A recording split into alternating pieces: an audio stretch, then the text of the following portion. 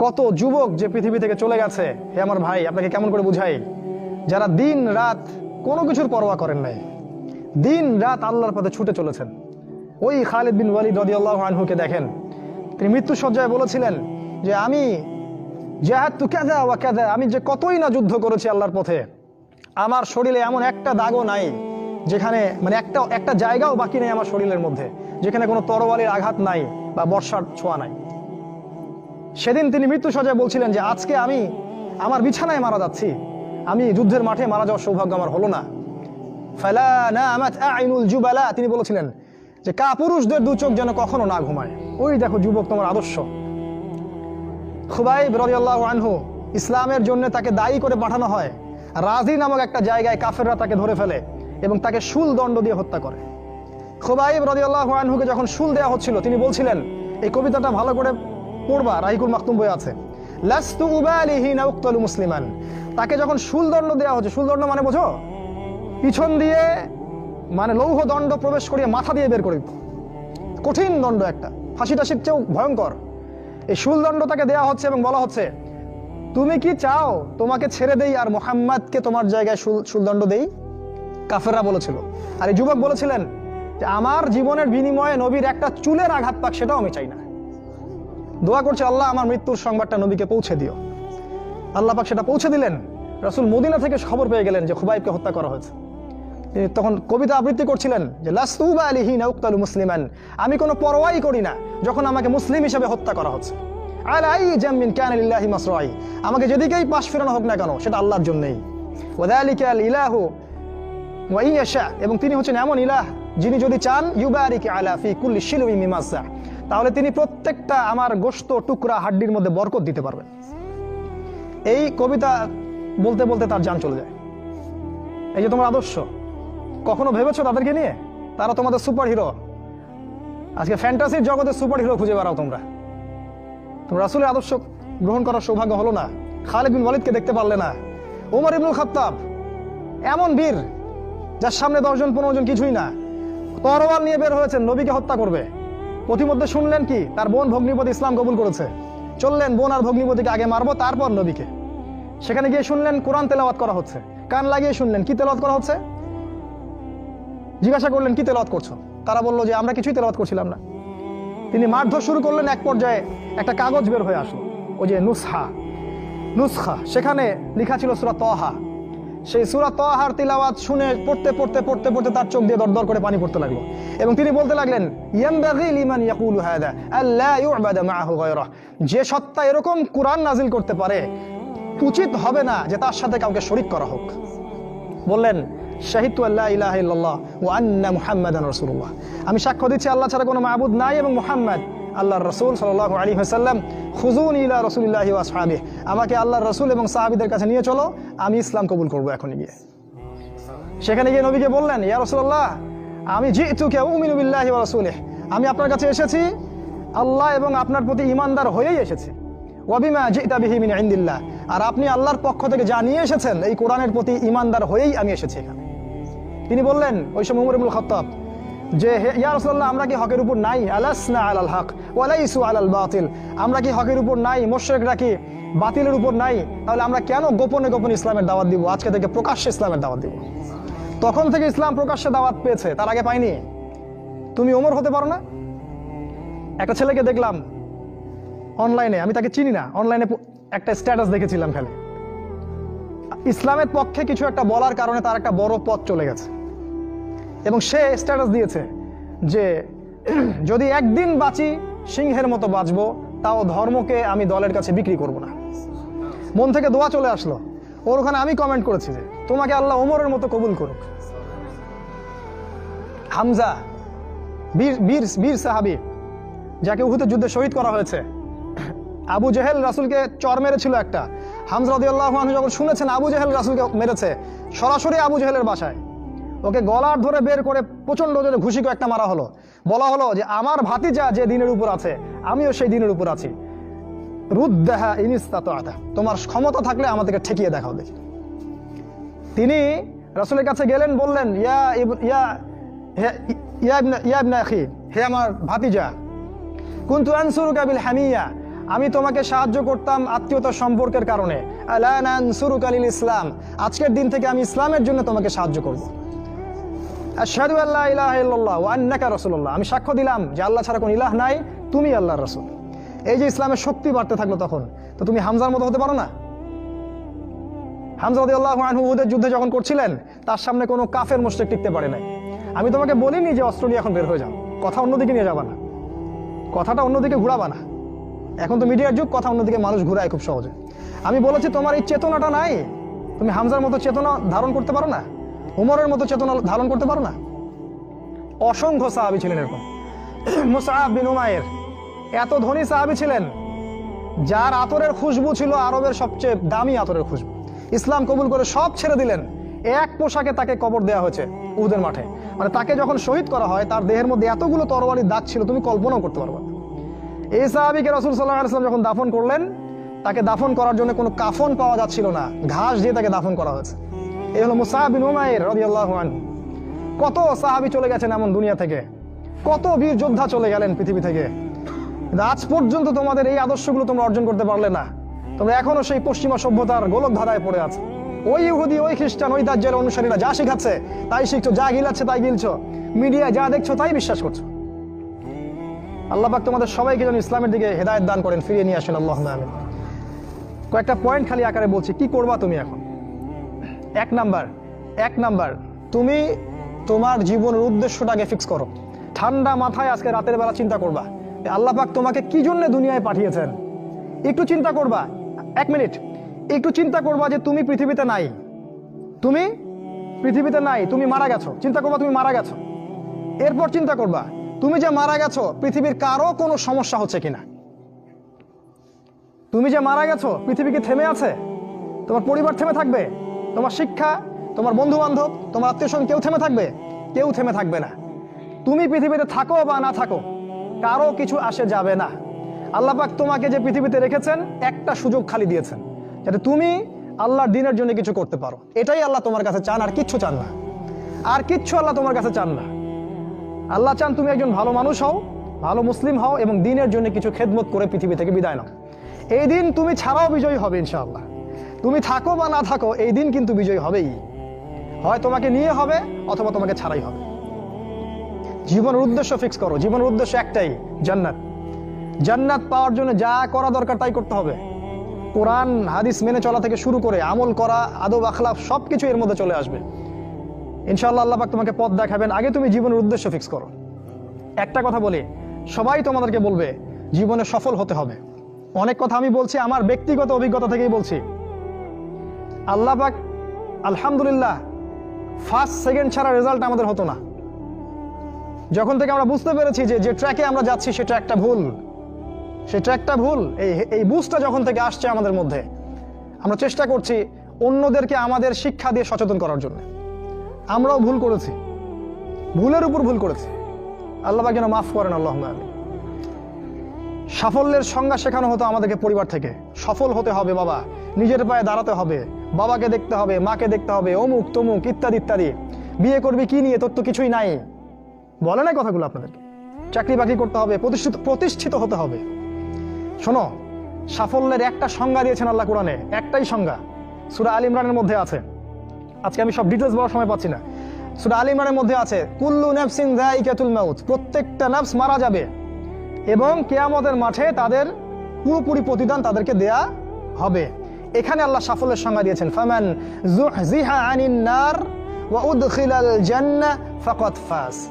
ওই দিন কিয়ামতের মাঠে যাকে জাহান্নাম থেকে বাঁচানো হবে আর জান্নাতে প্রবেশ করানো হবে, ফাকাদ ফাজা, এই ব্যক্তি হচ্ছে সফল।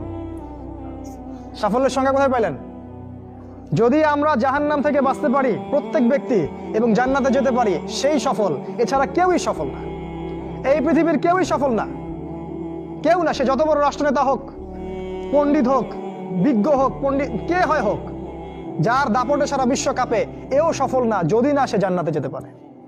কিন্তু একজন এই ভ্যান চালক, এক রিক্সা চালক, এক আমার ওই গরিব চাচা, ওই কৃষক, সে যদি হিসাব দিয়ে জান্নাতে যেতে পারে, সে সফল।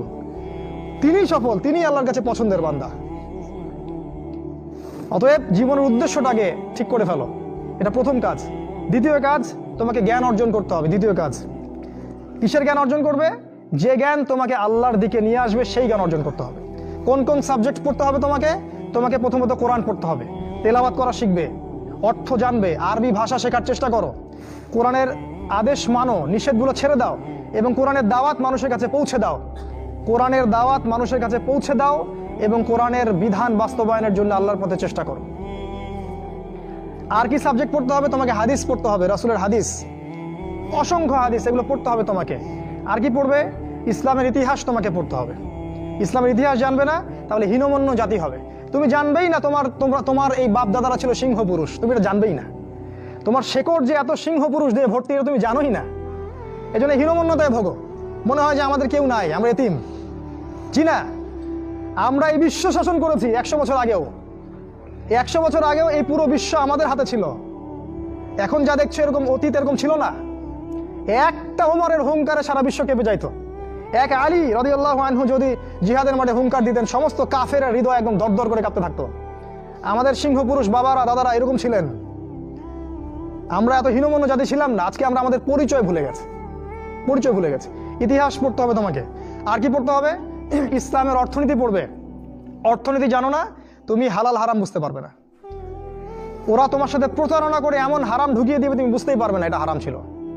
ইকোনমিক্স পড়তে হবে, খুব ইম্পর্টেন্ট সাবজেক্ট এই জামানার জন্য। আর কি পড়তে? পলিটিক্যাল সায়েন্স, এই বিশ্ব রাজনীতি সম্পর্কে পড়াশোনা করবে, এটা গুরুত্বপূর্ণ সাবজেক্ট। এছাড়া জেনারেল লাইনে যে পড়াশোনাগুলো করছো এগুলো ভালো, আমি এগুলো পড়তে নিষেধ করিনি। আমি বলেছি এগুলোর শিকড়টা হবে ইসলামিক। তুমি ডাক্তার হও আর ইঞ্জিনিয়ার হও আর কি হও, এটাতে আমাদের কোনো আপত্তি নাই। শিকড়টা হতে হবে ইসলামিক, কোরআন এবং সুন্নাহ ভিত্তিক। আর একটা সাবজেক্ট পড়বে ফিকহ। ফিকহ যদি না পড়ো তাহলে কি হবে জানো? তাহলে নফল মোস্তাহাব আমলগুলো নিয়ে মারামারি কাটাকাটি করে ফরজ ঐক্য নষ্ট করে ফেলবা। এখনকার দেখো না যে অল্প কিছু পড়াশোনা করে, 2 পাতা পড়াশোনা করে দায়ী হয়ে গেছে একেবারে। কোরআনটা ঠিক মতো পড়তে পারে না, রিডিং ঠিক মতো পড়তে পারে না, বড় বড় ফতোয়া দিয়ে বেড়াচ্ছে, ওইটা হালাল আর ওইটা হারাম, ওইটা অমুকের এই নাই অমুকের সেই নাই। হচ্ছে না এটা ফিকহ না জানার কারণে হচ্ছে। ফিকহের বুঝ কঠিন বুঝ, গভীর বুঝ। এই জন্য ইমাম আবু হানিফা থেকে শুরু করে যত ফকিহ ছিলেন সবাইকে ভক্তি শ্রদ্ধা সম্মান করতে শিখো। ফিকহটা অনেক কঠিন একটা জিনিস। আমরা তো এখানে সমালোচনা বেশি করতে চাই, এটা ঠিক না। এই ফিকহের জ্ঞান না থাকলে তুমি কোনটা ফরজ, কোনটাকে বেশি গুরুত্ব দেওয়া লাগবে, কোনটা নফল, কোনটাকে মুস্তাহাব, কোনটা ওয়াজিব পর্যায়ের, কোনটা সুন্নতে মুআক্কাদা, কোনটা কি সব বুঝতে পারবে না। আর না বুঝতে পারলে তুমি কি করবা? যে বিষয়ে ছাড় দেয়া যেত সেটাকে ছাড় না দিয়ে তুমি বড় বড় জিনিসগুলোকে ভেঙে ফেলবা। খেয়াল করে দেখবেন ছোট ছোট মাসআলাগুলোকে নিয়ে, যেগুলো ইখতিলাফি মাসআলা, যেগুলো নিয়ে সাহাবায়ে কেরামদের মধ্যে দ্বিমত ছিল, এগুলোকে নিয়ে বাংলাদেশে শত শত দল হয়ে গেছে। হয় নাই? কোন দল কি বলেছে আল্লাহ নাই? কোন দল বলে যে রাসূল নাই, কোরআন নাই, আমাদের কেবলা আলাদা, এটা বলে? সবার আল্লাহ এক, রাসূল এক, কেবলা এক, কোরআন এক, সুন্নাহ এক, সব এক। তাহলে এতগুলো দল কেন হলো? ওই যে সংকীর্ণ মানসিকতা এবং এই ফিকহের বুঝ না থাকার কারণে হয়েছে। তাই ফিকহটা পড়বে, না হলে তোমার দ্বারা উপকার না হয় উম্মার ক্ষতি হয়ে যাবে। আর 2-1টা সাবজেক্ট বলছি। জিও পলিটিক্স, ভূ রাজনৈতিক প্রেক্ষাপটটা পড়তে হবে তোমাকে। এর সাথে একটা সাবজেক্ট অবশ্যই পড়বে রাসূলুল্লাহ সাল্লাল্লাহু আলাইহি ওয়াসাল্লামের জীবনী। এই কয়েকটা সাবজেক্ট পড়তে পারো, শেষ জামানায় ইনশাআল্লাহ আল্লাহ পাক তোমার হাতে পতাকা দিবেন এবং তুমি আল্লাহর দ্বীনের পতাকা বহন করবে ইনশাআল্লাহ। জ্ঞান নাই, কিচ্ছু করতে পারবে না। যদি তুমি জ্ঞান অর্জন করতে না পারো তুমি বাতিলের মোকাবেলা করতে পারবে না। এখনকার যুদ্ধটা অস্ত্রের যুদ্ধ না, এখনকার যুদ্ধ জ্ঞানের যুদ্ধ। তুমি ওদের সাথে অস্ত্রের যুদ্ধ করে পারবে না। এখনকার যুদ্ধটা জ্ঞানের যুদ্ধ। ওটাও আসবে সামনে, যখন ইমামুল মাহদী আসবেন সারা বিশ্ব জুড়ে মালহামা শুরু হবে, তখন মহাযুদ্ধ। এই ফিজিক্যাল স্ট্রেংথ নিয়ে, মেন্টাল স্ট্রেংথ নিয়ে, ইমানের স্ট্রেংথ নিয়ে পারবে না। জ্ঞান অর্জন করো, কারণ রাসূল সাল্লাল্লাহু আলাইহি ওয়াসাল্লামকে প্রথম আল্লাহ আদেশ করেছেন ইকরা, পড়ুন। জ্ঞান নাই, সমাজ সংস্কার করতে পারবে না। এটা 2। 3 নাম্বার হচ্ছে জ্ঞান অনুযায়ী আমল করতে শেখো। দ্রুত যতটুকু জানলা আমল করতে শেখো। আগামীকালের জন্য ফেলে রাখবে না। আজকে যা শিখেছো আজকে আমল করো। রাসূলের সুন্নাহগুলোকে গুরুত্ব দিয়ে করো। যেখানে ইসলাম প্রশস্ততা দিয়েছে সেখানে প্রশস্ততা প্রদর্শন করো, যেখানে প্রশস্ততা নাই সেখানে ওটাই মেনে চলো। ইসলাম একটা প্রশস্ত রিলিজিয়ন, এখানে অনেক কিছু প্রশস্ততা আছে, সেই প্রশস্ত ইসলাম ফলো করো, আমলগুলো করো। প্রতিদিন 5 ওয়াক্ত সালাত মসজিদে জামাতের সাথে পড়তে হবে। যখন তুমি রমাজান মাস পাবে সওম রাখতে হবে, যাকাতের সম্পদ আসলে যাকাত দিবে, মানুষের সাথে ভালো আচরণ করতে শিখো, উম্মাহকে ঐক্যবদ্ধ করতে শিখো, কোরআনের জ্ঞান অর্জন করো, সুন্নাহর জ্ঞান অর্জন করো।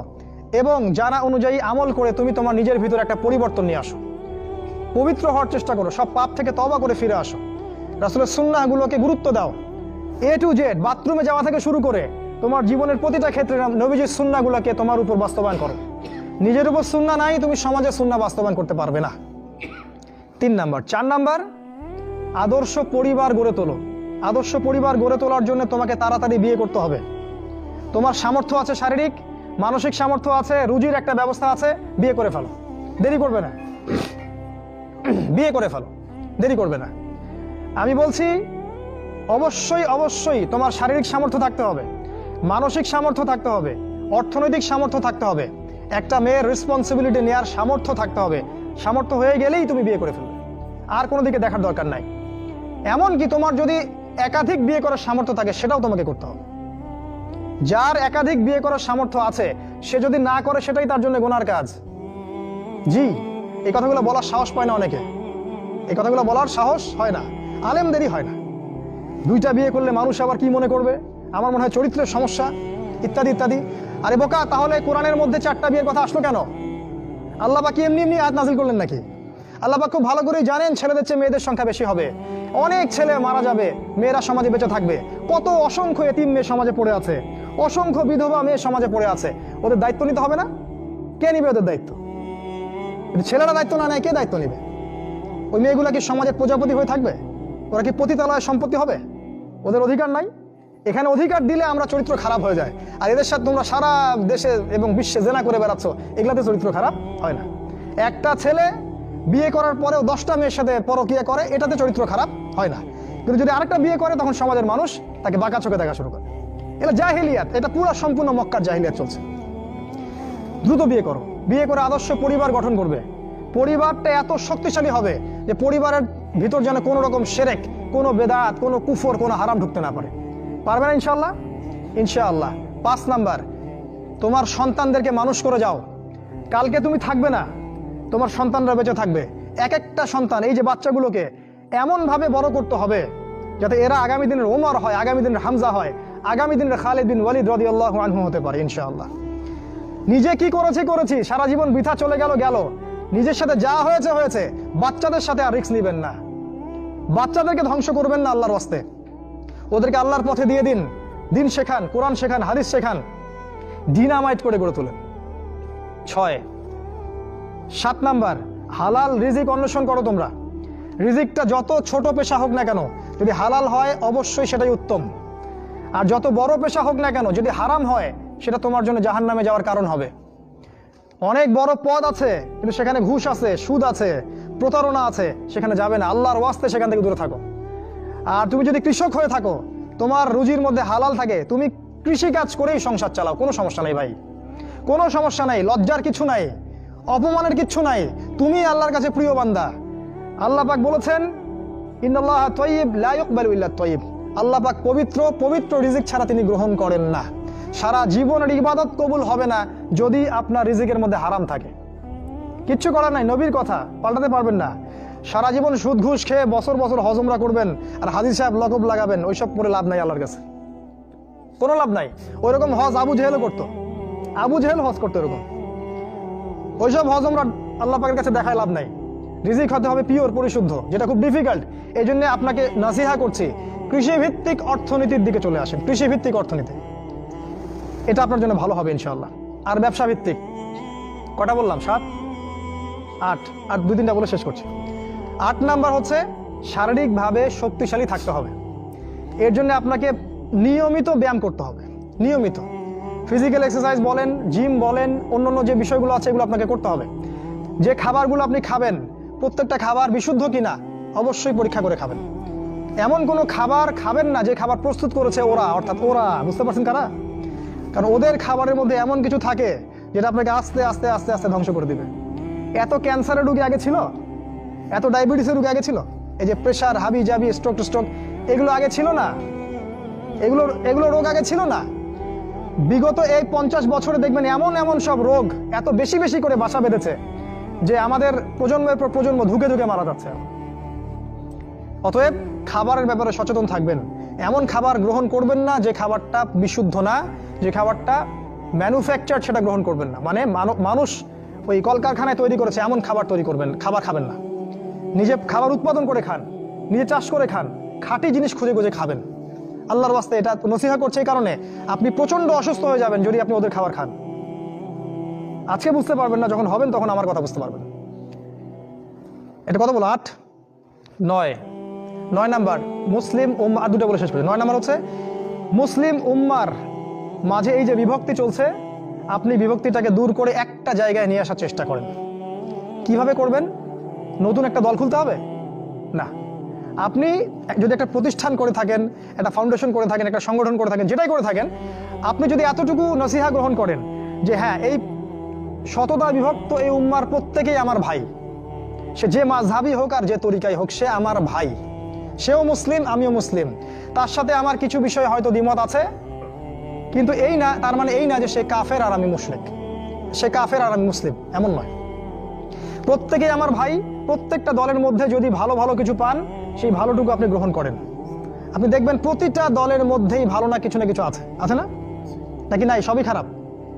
প্রত্যেকটা ইসলামপন্থী দলের মধ্যেই ভালো কিছু না কিছু অবশ্যই আছে, সেই ভালোটাকে আপনি নিয়ে নেন, ব্যাস হয়ে গেল। আর প্রতিটা ইসলামপন্থী দলের মধ্যে দেখবেন কিছু না কিছু বিতর্কিত বিষয় আছেই, নাকি সব 100% পারফেক্ট আছেই, ওগুলোকে আপনি ছেড়ে দেন, দিয়ে আপনি সবাইকে নিয়ে বসার চেষ্টা করেন। যেটাই করবেন সবাইকে নিয়ে করার চেষ্টা করেন। হ্যাঁ, এখানে মতবিরোধপূর্ণ যে মাসআলাগুলো আছে, এখানে আপনি উদারতা প্রদর্শন করুন, ফিকহের ব্যাপারে উদারতা প্রদর্শন করুন, আকীদার ব্যাপারে আপনি স্ট্রং থাকেন, ব্যাস। এভাবে আপনি উম্মার মধ্যে একটা ঐক্য আনতে পারবেন ইনশাআল্লাহ। আর এই উম্মার ঐক্য যদি না থাকে, তাহলে আগামী দিনগুলোতে এই উম্মাকে বাঁচাতে পারবে না কেউ না। এই উম্মার ঐক্য যদি ধ্বংস হয়ে যায়, যেটা হয়ে গেছে প্রায়, এই অবস্থা যদি চলতে থাকে আগামী 10 বছর, এই উম্মার ধ্বংস কেউ ঠেকাতে পারবে না ইল্লা মাশা আল্লাহ। খুবই কনসিয়াস থাকেন, এটা ফরজ জিনিস।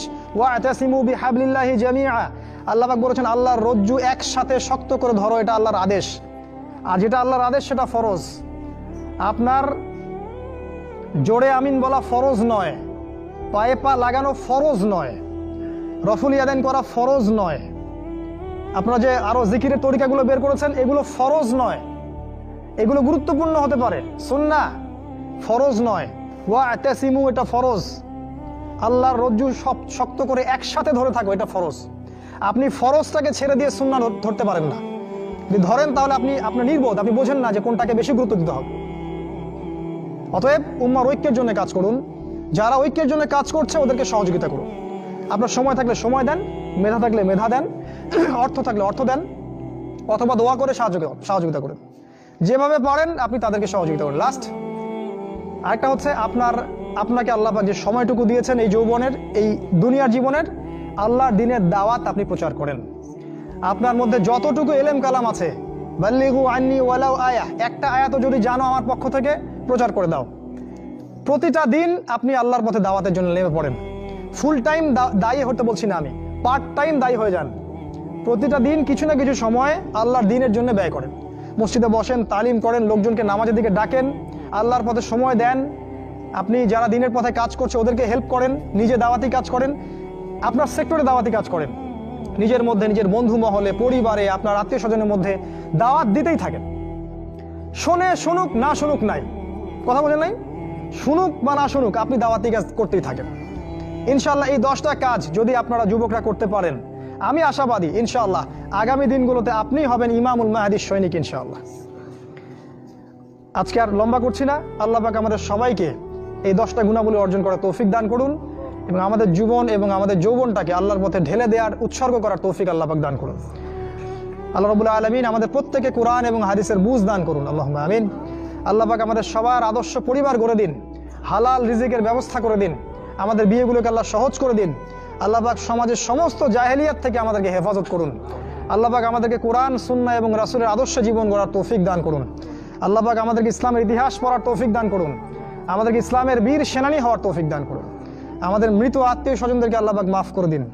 যারা অসুস্থ আছে আল্লাহ পাক সবাইকে শেফায়ে কামেলা দান করুন, এবং আমাদের যা কিছু আছে, আমাদের জান, মাল, ইজ্জত, সময়, শ্রম সবকিছু ব্যয় করে আল্লাহর পথে দাওয়াত এবং আল্লাহর জন্য জিহাদ করার তৌফিক আল্লাহ পাক দান করুন। আল্লাহুম্মা আমিন।